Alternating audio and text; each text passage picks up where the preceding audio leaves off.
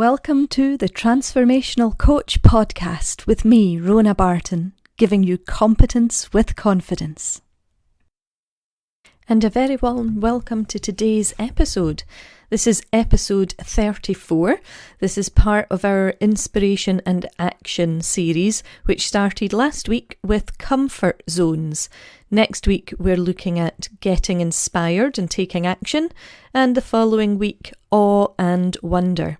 But for this week, I want to come back to something that we have spoken about before, and you can make reference to episode 22 for this one as well, because I'm talking today about limiting beliefs. Now, I know I've just said we covered it in episode 22, but I want to come back to it because I think as we draw towards the last few weeks of December 2020, and there is some hope in sight with regards to a vaccine for the COVID-19 pandemic, that our beliefs have changed and shifted slightly throughout this year, or maybe quite majorly throughout the year. So I wanted to come back to limiting beliefs and just do, if you like, a bit of a refresher over it. So before we jump too far in, let's just take a moment and check in with ourselves. How are we doing? What sort of day are we having? You know, what is going on with you at the moment? I'm making this recording before heading out for an appropriately distanced lunch with a friend that I haven't seen for months and months.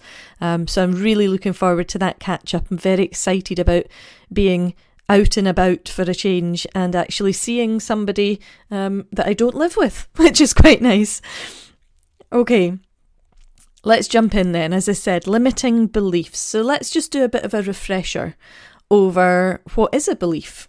Well, as I've mentioned before, a belief at its very sort of basic, simple level, if you like, is something that you hold to be true.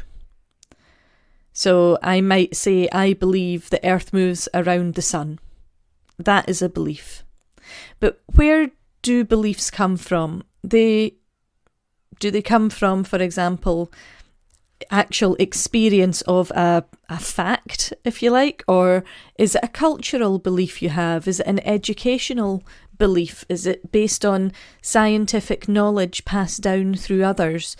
You know, is this something that has been told to you or taught to you by your parents, your guardians, your teachers? Does it come from books? Documentaries on television, films, etc. And if I was brought up the same way, would I have the same belief? That may be unlikely. I mean, I guess really throughout history, it's been quite obvious and taken as quite a if you like, a blanket statement that the sun moved around the earth, and now we accept that the opposite is true.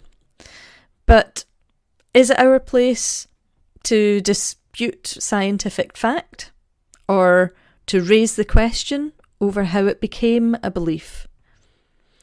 Well, depending on your nature, coming to a nature-nurture debate perhaps, but depending on your nature, you might question everything all of the time until you have a sound understanding of what sits right with you, what feels right with you.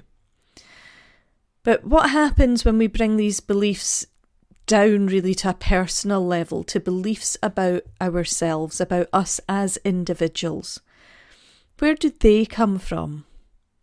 Well, they come from really the culture that we're brought up in, our family lives, our personal experiences, and through things that we perceive as authority. Now, the problem is those beliefs are not necessarily true, but they're true according to the person believing them. So what I believe about me and the, if you like, environment or the world in which I was raised may be different to what you believe as one of my listeners, because perhaps you were brought up in a different part of the world, in a different culture, with different parents, with different life experiences. So can a belief change? Well, beliefs might become based in repeated experiences, or from quite an emotional experience, if you like, an emotionally charged environment, or just through not questioning the traditions that we're brought up with. When a belief is tested, does it prove itself to be correct or incorrect? Well, that can depend upon the complexity of the belief. For example, if someone believes that they are unattractive and will be rejected if they talk to someone that they like, what happens to that belief when they try it and they're not rejected because the other person likes them and clearly wants to chat with them and be with them? Do they immediately accept that their belief was wrong all along and bounce about the place with abundant confidence and self-awareness and a new view on life? Well, in reality, no. I'm sorry. It very rarely happens like that, if ever. There may have been a moment in which the original belief is internally challenged, where that perhaps that gut feeling or that voice in your head says, whoa, we didn't get rejected. What happened there? But usually after that confident high, if you like, has calmed down a little, the old belief begins to reassert itself. It sneaks in again. Now, does the evidence show that the belief was wrong to be discounted because it was flawed and the other person maybe only seemed to like them because they were at a party and there was lots of positive atmosphere around and perhaps there was a little drink or two being made, or perhaps the other person was just killing time until, if you like, somebody quote unquote better came along or somebody they preferred came along. For some reason, you will find that the original belief is still embedded and that most recent experience doesn't count. Now, I don't know if that sounds familiar to you. It does for me, and it's certainly something that we all seem to do. And these beliefs, they're part of our identity, so they are very hard to give up, and they're not going to let go without a fight. So we need to check in with ourselves and see what is holding us back. Now, you may have done some of this work already following episode 22, so dig out your notes if you've made them. Have a look at what you noted as your beliefs in that episode and ask yourself, what stops you from enjoying life? Do any of those beliefs still ring true for you? If you've got something in there such as, I'm a procrastinator, and I say this myself, and to a certain extent, I am up to a point. I never procrastinate to the point where work doesn't get done or a deadline is not met.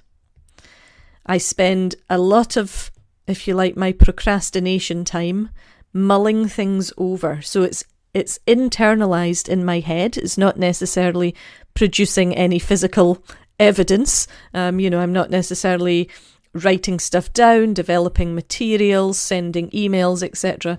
A lot of the work is happening inside my brain before I actually sit down and put pen to paper, for want of a better description. So when you look at your beliefs, are things coming up that start with something like, I should never, or I must always, or I'm not good at conversation, for example, or I am a failure, I am disliked, I am lazy. Do any of these things come up for you? When was the last time you challenged yourself with those beliefs? When are you next going to challenge yourself with those beliefs? And what supportive beliefs do you have? So you possibly did some work after episode 22 aired around your limiting beliefs, where you swapped them out for, if you like, something more positive to believe about yourself. Go back through your list and amend your list for these positives as well. What are your positive beliefs about yourself and your life and the work and the challenges that you're facing at the moment? Make sure you have some, if you like, goods in there as well as bads, so you can see there is some balance. Now, I'm going to stop the limiting beliefs part at this point, and I'm going to come on to ask a favour of you all. The Transformational Coach Thoughts from My Sofa podcast has been entered into an Podcasting for Business Awards competition. I have been entered, I know, in one category at the moment, and from, let's see, the 18th of December through to about the 27th of December, the judges are going through all the applications, if you like, all the nominations. From the 28th of December 28, the Listener Awards will be opening for voting, and I would very much appreciate it if you would vote for this podcast when it comes out. I'll be sharing a link on my social media, and I'll be popping a link obviously into show notes pretty much for every episode going forward. If you don't mind voting, that would be much appreciated. In the meantime, I'm going to love you and leave you, and I'll be back to speak to you about getting inspired and taking action, as well as awe and wonder over the next couple of weeks. In the meantime, please continue to look after yourselves, stay safe, and I'll see you soon. Bye for now.